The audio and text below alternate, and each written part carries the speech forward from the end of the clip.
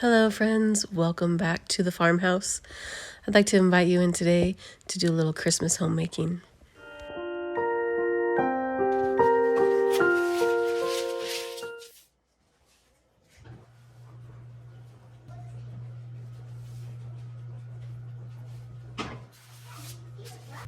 It's been sitting in the refrigerator for about 3 days and I am just scoring into it a pretty shape of a Christmas tree. It's just 3 cups of flour, a cup and a half of water, 2 cups of sourdough starter, and a teaspoon and a half of salt. You just let that sit on your counter, do several stretch and folds, and then put it in the refrigerator overnight and bake it the next day. And it always turns out nice and fluffy and beautiful.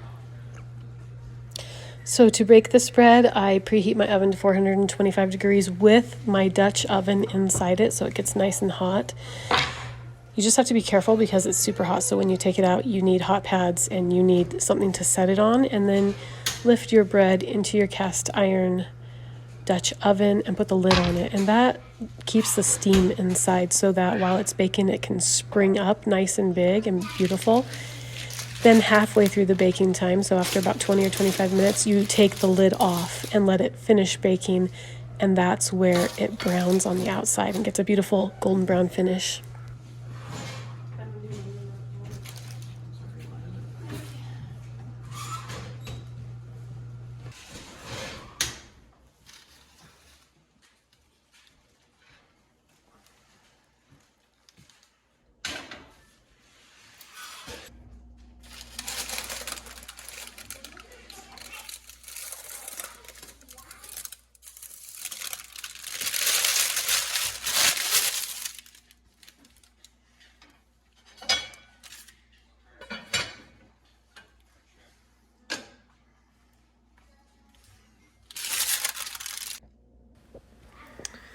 Turns out beautiful every time. Next, I am going to move on to making the classic pecan shortbread snowball cookies. These are something I love to make every year. They're super simple. They only have like 4 or 5 ingredients. It is just a couple cups of flour, a half a cup of powdered sugar, 3/4 cup of chopped pecans, half a teaspoon of salt. There's no leavening in it. And then a cup of butter. It does have a teaspoon of vanilla, and this time I am going to add the zest of an orange. You just mix that up really good, and then you scoop it into about 1-inch balls and bake them for about 10 minutes at the most, and then roll them in powdered sugar. And I just love the way that these cookies turn out. They look beautiful on a plate if you're gifting away cookies for Christmas, and they look beautiful on your counter if you're going to have them around for Christmas Eve. I will also link this recipe down below in the description for you. I love how these cookies are not super sweet. There's only 1/4 cup of sugar in the dough itself, so it's just slightly sweet. The real sweetening comes when you roll them in powdered sugar, which I roll them 3 times in powdered sugar. And the butter on these cookies, which is melted, makes the powdered sugar stick to it, which makes them look like a snowball. And they're super fun, not too sweet, have a wonderful sandy texture, never dry. But these are some of my favorite cookies. They're also super easy to make. Really, you're just rolling them into balls, and because they have no leavening in them, they won't grow. So you can put a lot of them on a cookie sheet at once, and they're not going to grow and touch each other or get out of shape when you cook them. You do want to make sure that you don't overbake these, so I believe I put on the recipe that it is 8 minutes. Don't go beyond 10 minutes because if they're dry, they get crunchy and they're just not as fun to eat. You want them to be a soft, sandy texture that melts in your mouth like a snowball would. I did not get a finished shot of these piled on a plate for you into this video, but it is on my Instagram if you want to see it. They are beautiful, piled up on a white plate. They look like snowballs, and so they're super fun that way. And beautiful, they look beautiful next to the fireplace on Christmas Eve, waiting for Santa Claus, or on your counter, and super fun for kids to eat when they love the powdered sugar coating. And honestly, so do I. I did not get it on video, but I am only cooking a dozen of these cookies right now. This recipe definitely makes at least 2 batches, and I am putting the rest of the dough into a airtight Ziploc bag and keeping that in the refrigerator so that I can make these again on Christmas Eve.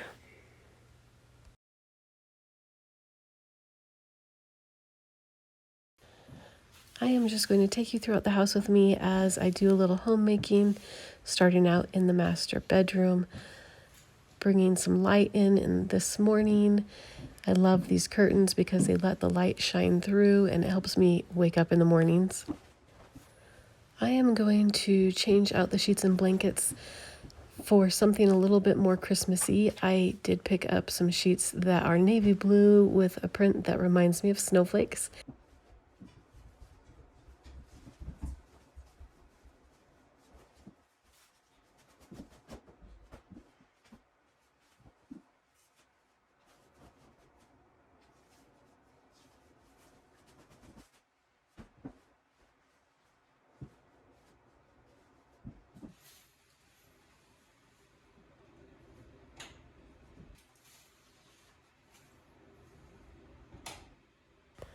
I wanted to add a little greenery, so I picked up this little pine tree at Walmart and put some red bulbs on there just for Christmas to make it feel a little bit more Christmassy when you look in this bedroom right off of the entryway of our home. If you're in the entryway of our home and you look to your left, there's a guest bathroom and then there's the master bedroom. So I like to have the door cracked when it's nice and clean in there and looks pretty. My mother-in-law has been making this caramel for over 50 years, and she was so kind to come over and teach us how to make it this year. It's so simple. It's just 2 cups of cream, 2 cups of sugar, a little bit of vanilla extract, and some melted butter. Then I just let that come to 240 degrees and pour it into your prepared pan. And of course, I like to sprinkle mine with some coarse sea salt, but these are wonderful for gifting. They're also wonderful if you're going to make chocolate dipped pretzels. We like to put caramel underneath the chocolate, and they're wonderful to just sit on your counter if you'd like to have something sweet to offer. I love reusing things that I already have around the house so that I don't have to go buy new decor for any given season, and this wreath is perfect for that. I have had this wreath hanging on the back door for about 6 months now, and I am going to make it a little more Christmassy by adding a bow. And I am just going to give it a simple tie, and then I'm going to try to hang this on my hood vent above the stove. So first I'm just going to set it up there and see how it looks, and then I am going to secure it up a little bit higher with a tack. I may change this ribbon out depending on the season. I think I'm going to leave this wreath up here. I love the pop of green color on the wood and against the white background. I think it's really beautiful. So for now it's Christmas, and I may change that ribbon in the springtime to something a little bit brighter. This wreath has a metal ring on the back, so it fits nicely onto a thumbtack.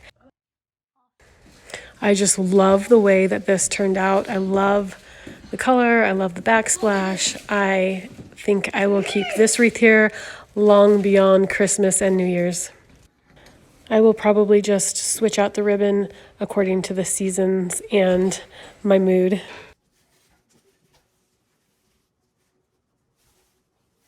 So I just picked up this beautiful little faux wreath at a thrift store, and I am going to hang it on the back door, but I am going to use the same ribbon as we used on the wreath above the range to tie it in and to hide my command hook. I'm doing a double bow here. I do that by doing bunny ears once and then arranging it the way I like it, and then doing bunny ears again. It gives you a double bow, and it's a lot fuller and takes up a little bit more room here and covers everything. But I just love the way that this turned out. It looks beautiful, and I can match it with the rest of the decor in my home with the ribbon and with the pine cones. Next, I am moving on to the family room or living room in our home. This is the main living area of our home, just doing a little bit of cleanup before I get started. I usually just buy a couple new decor items each year for Christmas. And I picked up this garland at a thrift store. Actually, there's two of them and I tied them together.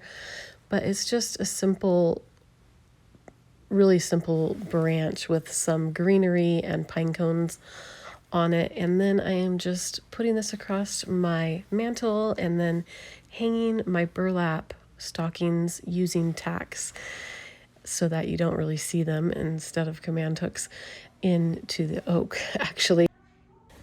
I love the way that this turned out. You can see it a little bit better if it's close up, but it's very simple and beautiful. Moving on to the front porch. So on the front porch, I changed out the wreath from the fall wreath to this Christmas wreath, which is just some old metal that's all rusty in a ring with a really pretty garland of pine needles and pine cones and a green ribbon. And then I added to that an antique toboggan and a few little tiny Christmas trees that we had. They light up and have lights on them at nighttime. But our porch is pretty plain and it's just spruced up a little bit with a few touches for Christmas. I used to have in this pot an old cutting of English ivy. I missed my window to plant that in the backyard, and so it got a little root bound in this pot, and I decided to retire it and found this beautiful ivy wreath at my local Walmart, believe it or not. And I just think it's beautiful and perfect, fits perfectly in my little yellow pot. So I am just gonna put that in here, give it some water, and set that on the windowsill. I love having greenery and real living plants on my windowsill. It really looks beautiful against all the white, gives it a beautiful pop of color, and I just love it in here. I'm really simplifying everything this Christmas. I've had all my Christmas shopping done for about a month now. All of my decor, most of my decor is things that I've had for years, and they are pretty neutral and go with everything, all my regular decor in the house. So I don't need to switch things up when I'm putting Christmas up. Everything fits seamlessly together. I just have a few boxes out in the garage of Christmas, and I can pull it out, put it up, and then take it down easily after the new year is over with. I hope this video gives you some good inspiration for simple ways to set Christmas up around your home, some wonderful recipes to enjoy. As always, thank you so much for watching my video. If you haven't subscribed yet, please do, and we will see you next time.